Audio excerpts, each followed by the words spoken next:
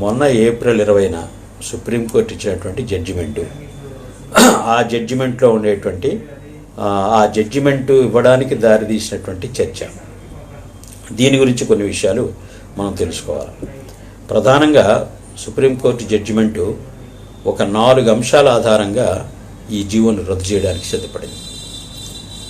ఇట్లాంటి 4 అంశాల్లో మొదటి అంశం ఏంటంటే, మొదటి అంశంలోనే మళ్ళీ 4 అంశాలు ఉన్నాయి. మొదటి అంశం ఏంటంటే, అసలు షెడ్యూల్ ఏరియా అనేటువంటి దానిలో గవర్నర్కి ఈ రకమైనటువంటి జీవోలు ఇచ్చే అధికారం ఉన్నదా అనేటువంటి దాన్ని, ఒకవేళ ఉంటే దీని పరిధి ఎంత. మరి ఇది ఈ రకంగా అన్ని పోస్టులు ఒకరికే ఇచ్చేయడం అనేటువంటి దానివలన మిగతా వాళ్ళు డిస్క్రిమినేషన్కి గురవుతున్నారు కదా. కాబట్టి ఇది చాలా వివక్షతో కూడినటువంటి జీవో. ఆల్రెడీ రాష్ట్రంలో ఏజెన్సీ ఏరియాలో కాదు, ఏజెన్సీ ఏరియాలో ఒక రకంగా చెప్పాలంటే ఇప్పటికీ ఉద్యోగస్తులకి కానీ టీచర్లకు కానీ ఈ సర్వీస్ రూల్స్ లేవు ఇప్పటికీ. ఎందుకని సర్వీస్ రూల్స్ లేవంటే ఐటీడీఏలు వచ్చిన తర్వాత ఐటీడీఏలే సొసైటీల వలన వచ్చినవి. అది ప్రభుత్వ శాఖగా గిరిజన సంక్షేమ శాఖ ఉన్నప్పటికీ ఈ ఇంటిగ్రేటెడ్ ట్రైబల్ డెవలప్మెంట్ ఏజెన్సీస్ అనేటువంటివి, ఐటీడీఏలు అనేటువంటివి ఒక పీఓ తప్ప మిగతా ఉద్యోగులందరూ కూడా సొసైటీ ఉద్యోగులుగానే పరిగణిస్తున్నారు తప్ప వాళ్ళు ప్రభుత్వ ఉద్యోగులుగా లేరు. ఈ స్కూళ్ళల్లో కూడా ఇప్పుడు ట్రైబల్ వెల్ఫేర్ స్కూల్ అన్నింటిలో కూడా ఉండేటువంటి టీచర్స్కి ప్రత్యేకమైనటువంటి సర్వీస్ రూల్స్, వర్కింగ్ కండిషన్స్ ఇట్లాంటివన్నీ కూడా నిర్దిష్టంగా చెప్పబడలేదు. ఇట్లాంటి స్థితిలో మన రాష్ట్రంలో అమలు జరుగుతున్నటువంటి సబార్డినేట్ రూల్స్, వాటికి సంబంధించినటువంటి చట్టాలు, ఉదాహరణకి 1997లో ఉన్నటువంటి the reservation in the appointment of public post and services అనేటువంటి 1997 చట్టం ఉంది, దానికి రూల్స్ ఉన్నాయి. అట్లానే 1982 ఆంధ్రప్రదేశ్ విద్యా చట్టం ఉంది, దానికి రూల్స్ ఉన్నాయి. ఈ రూల్స్లో అన్నిట్లో కూడా వీళ్ళకి సర్వీస్ రూల్స్ ఉన్నాయి, సర్వీస్ కండిషన్స్ ఉన్నాయి. వీళ్ళు ఇప్పుడు వీటిని ఏకాఏకీగా దాంట్లో కూడా ఏజెన్సీ ప్రాంతాల్లో కూడా అమలు చేసేస్తూ ఉన్నారు. ఇప్పుడు కోర్టులో చర్చకేం వచ్చింది, అసలు గవర్నర్ ఇచ్చినటువంటి ఆ జీవో ఆల్రెడీ ఉన్నటువంటి సబార్డినేట్ లెజిస్లేషన్స్ ఏవైతే ఉన్నాయో, రూల్స్ ఏవైతే ఉన్నాయో, ఈ రూల్స్ని అవి పాటించాలి కదా. అట్లా పాటించకుండా ప్రత్యేకమైనటువంటి పోస్టింగ్లు 100% వాళ్ళకే ఇవ్వడం అనేటువంటిది ఎట్లా కరెక్టు. కాబట్టి సబార్డినేట్ లెజిస్లేషన్కి గవర్నర్ యొక్క అధికార పరిధి ఉందా, అక్కడ దాకా విస్తరించి ఉందా వాడికి. మరి విస్తరించి లేకపోతే దీన్ని ఎందుకు మినహాయించలేదు?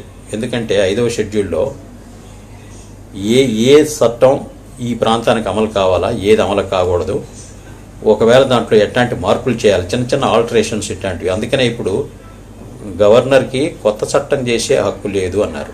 అంటే రాజ్యాంగ పరిభాషలో జీవో కూడా ఒక చట్టమే. అందువలన జీవో నెంబర్ 3 ఇవ్వడం, జీవో నెంబర్ 275 ఇవ్వడం, లేదా అనేక జీవోలు ఏజెన్సీ ప్రాంతాల్లో ఇచ్చాడు గవర్నర్. సో ఇది గవర్నర్ ఏజెన్సీ ప్రాంతం అనేటువంటిది గవర్నర్ యొక్క అడ్మినిస్ట్రేటివ్ కంట్రోల్లో ఉంది.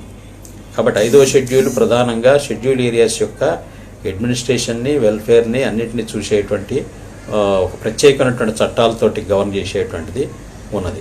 6వ షెడ్యూల్ అంటే ఇంకా ఎక్కువ అధికారాలు ఉన్నాయి. ఇక్కడ కూడా ఆ రకమైనటువంటి అధికారాలు ఉన్నాయి. ఆ అధికారంతో ఇది ఇచ్చాడు. కానీ కోర్టు ఏం చర్చ చేసింది, గవర్నర్కి ఉన్నది ఎగ్జిక్యూటివ్ పవరే తప్ప, అంటే చిన్న మార్పులు రాష్ట్ర శాసనసభ కానీ పార్లమెంటుగా చేసిన చట్టాలని ఇదిగో పలానా భాగం ఏజెన్సీ ప్రాంతానికి, గిరిజన ప్రాంతానికి వ్యతిరేకంగాను నష్టం కలిగించి ఉంది కాబట్టి ఆ క్లాజ్ను నేను మినహాయిస్తున్నాను, అది ఇక్కడ అప్లై కాదు అని చెప్పేసి అతను నోటిఫికేషన్ ఇవ్వచ్చు. సో అట్లాంటి నోటిఫికేషన్ కూడా చట్టం కిందనే భావిస్తారు. సో ఆ రకంగా అయితే ఈ నోటిఫికేషన్ ఇచ్చేటప్పుడు గవర్నరు టీఏసీ అంటారు, ట్రైబ్స్ అడ్వైజరీ కౌన్సిల్ని సంప్రదించాలా, దాని సలహా తీసుకోవాలా. అట్లానే రాష్ట్రపతి గారికి ఇంటిమేట్ చేయాలా, ముందే చెప్పాలి, రాష్ట్రపతి గారికి చెప్పే ఆ రకమైనట్టు చేయాలి. అవన్నీ కూడా జీవో నెంబర్ 3 విషయంలో జరిగినాయి. కొంతమంది వాదన ఏమిటంటే జీవో నెంబర్ 3 ఏదో గవర్నరు స్థానికంగా లాలూచి వ్యవహారంగా ఇచ్చేసింది, దీనికేమి రాష్ట్రపతి ఆమోదం లేదు అన్నట్టుగా కొన్ని వాదనలు చేస్తున్నారు. ఇది కరెక్ట్ కాదు. సంవత్సరానికి ఒకసారి షెడ్యూల్డ్ ఏరియా అడ్మినిస్ట్రేషన్ గురించి, వెల్ఫేర్ గురించి రాష్ట్రపతికి నివేదిక పంపాలా, అది ఆయన డ్యూటీ. అదే కాకుండా రాష్ట్రపతి ఎప్పుడు కోరితే అప్పుడు కూడా ఆయన నివేదిక పంపాలా. ఆయనకి తెలియకుండా ఏది షెడ్యూల్డ్ ఏరియాలో జరగదు. షెడ్యూల్డ్ ఏరియాకి 5వ షెడ్యూల్ ప్రాంతానికి గవర్నరు, రాష్ట్రపతి ఇద్దరు కూడా రాజ్యాంగపరమైనటువంటి బాధ్యులు వాళ్లే. రాష్ట్ర ప్రభుత్వం కేవలం కొన్ని ఆపరేషన్స్ నిర్వహించడానికి మాత్రమే తప్ప రాష్ట్ర ప్రభుత్వం తన చట్టాలన్నీ తీసుకెళ్లి ఏజెన్సీలో అమలు చేయడం అనేటువంటిది కుదరదు. దానికి గవర్నరు ఆ చట్టాలను మినహాయిస్తుంటాడు. అందుకని ఇప్పుడు కోర్టు ఏమడిగిందంటే ఈ సబార్డినేట్ లెజిస్లేషన్స్ రాష్ట్రమంతా ఉన్నటువంటి ఈ సర్వీస్ రూల్స్ వీటిని షెడ్యూల్ ఏరియాకి మినహాయిస్తూ గవర్నర్ ఎట్టి నోటిఫికేషన్ ఇవ్వలేదు. కాబట్టి ఇవి అమల్లో ఉన్నాయి, వీటికి అది వ్యతిరేకంగా తయారైంది అనేటువంటి కంక్లూజన్కి వాళ్ళు రావడానికి దారితీసింది. ఇక మొదటి దాంట్లోనే గవర్నరు షెడ్యూల్ ఏరియాకు ఉండేటువంటి ప్రత్యేక పరిస్థితుల్ని వీటిని పరిగణలోకి తీసుకోకుండా జనరల్గా రాష్ట్రం అంతా ఎట్లా చూడాలనో అట్లా దీన్ని ఇక్కడ కూడా చూడాలి అనేటువంటి పద్ధతిలో ఈ రోజున ఆర్టికల్ 14, ఆర్టికల్ 15, ఆర్టికల్ 16 ఇవి స్థూలంగా మనకు తెలుసు. భారత రాజ్యాంగంలోని 3వ భాగంలో ప్రాథమిక హక్కులు 12 నుంచి 35 దాకా ఆర్టికల్స్ ప్రాథమిక హక్కులకు సంబంధించినటువంటి ఆర్టికల్స్. వాటిలో ప్రధానంగా ఈ 14, 15, 16 ఉద్యోగ అవకాశాల విషయంలో వీటన్నిటిలో కూడా అందరినీ సమానంగా చూడాలా, వాళ్ళ కులాన్ని బట్టి, వాళ్ళ ప్రాంతాన్ని బట్టి, వాళ్ళు పుట్టిన స్థలాన్ని బట్టి, వాళ్ళ మత విశ్వాసాన్ని బట్టి వివక్షత అనేటువంటిది చూపించకూడదు అనేటువంటి అంశాలు. ఈక్వల్ ఆపర్చునిటీస్, ఈక్వాలిటీ అనేటువంటి ఉన్నది. ఇటీవల మనం ఇక్కడ గుర్తు చేసుకోవాల్సింది, గత సంవత్సరం ఉత్తరాఖండ్ రాష్ట్రంలో అక్కడ రాష్ట్ర ప్రభుత్వం ఈ మొత్తం వేకెన్సీస్ రాష్ట్రంలో అన్ని డిపార్ట్మెంట్లో చేసినప్పుడు ఈ ఎస్సీ, ఎస్టీ, బీసీ రిజర్వేషన్ అనేటువంటిది పాటించకుండా మొత్తం జనరల్గా చేసినటువంటి దాన్ని సవాల్ చేస్తూ అక్కడ ఉద్యోగులు హైకోర్టుకు వెళ్ళారు. ఆ ఉత్తరాఖండ్ హైకోర్టు ప్రభుత్వాన్ని సమర్థించింది. అప్పుడు కాంగ్రెస్ ప్రభుత్వం ఉండింది, కాంగ్రెస్ ప్రభుత్వం హయాంలోనే వచ్చింది. ఆ తర్వాత ఇప్పుడు బీజేపీ ప్రభుత్వం ఉంది. ఇప్పుడు వచ్చినటువంటి కోర్టు ఇప్పుడు సుప్రీంకోర్టుకు వచ్చింది. అది సుప్రీంకోర్టు ఏం చెప్పిందంటే అసలు ఈ రిజర్వేషన్లు అనేవి ఎస్సీ, ఎస్టీ, బీసీ రిజర్వేషన్ అనేటువంటివి రాజ్యాంగపరమైనటువంటి ప్రాథమిక హక్కుల్లోకి రావు. ఇవి ప్రాథమిక హక్కులు కావు. రాష్ట్ర ప్రభుత్వం తను అనుకుంటే చేయొచ్చు, లేకపోతే చేయకుండా ఉండొచ్చు. ఇదేమీ తప్పనిసరిగా అందించాల్సినటువంటి ప్రాథమిక హక్కు కాదనేటువంటి దాన్ని చెప్పింది. సో ఆ తీర్పు యొక్క ప్రభావం దీని మీద కూడా ఉందనేటువంటిది ఈ తీర్పు చదివితే మనకు అర్థమవుతా ఉంది. మరి 14, 15, 16 ఆర్టికల్స్లో ఆర్టికల్లో మొదటి సబ్సెక్షన్ మాత్రమే చూసి మిగతా దాంట్లో ఉండేటువంటి మిగతాయని చూడకపోవడం అనేటువంటిది ఎట్లా కరెక్టు అనేటువంటిది ప్రశ్న.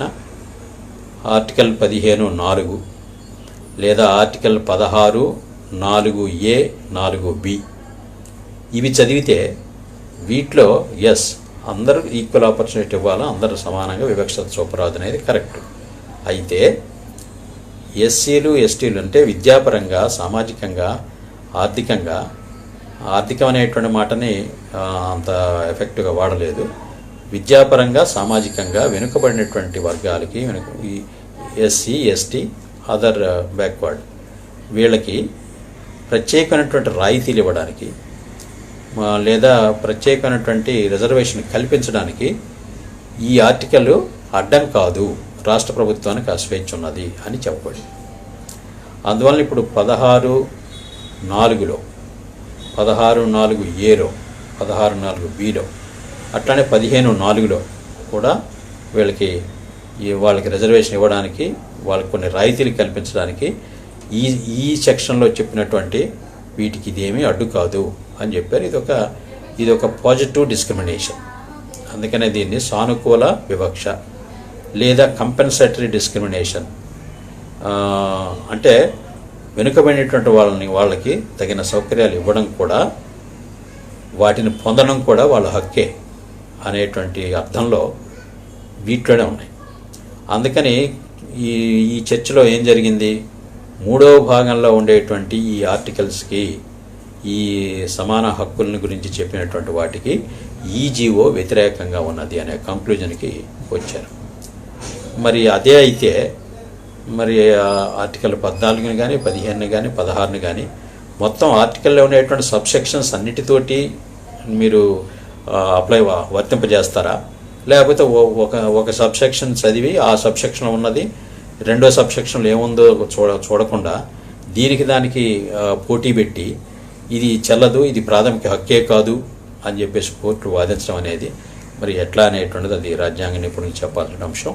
ఏమైనా ఈ రోజున కోర్టు చెప్పినటువంటి ఈ అంశం ఏది, షెడ్యూల్ ఏరియాలో ఏదైతే ఈ జీవో నంబర్ 3 ఇచ్చున్నారో ఇది ఈ మూడవ భాగంలో ఉండేటువంటి ఈ ఆర్టికల్స్కి వ్యతిరేకంగా ఉన్నది. సమాన హక్కులు, సమాన అవకాశాలు, పుట్టిన ప్రాంతాన్ని బట్టి వివక్షత చూపకూడదు, ఇట్లాంటి వాటికి ఇది వ్యతిరేకంగా ఉన్నటువంటి ఒక కంక్లూజన్కి అది రావడానికి దారితీసింది.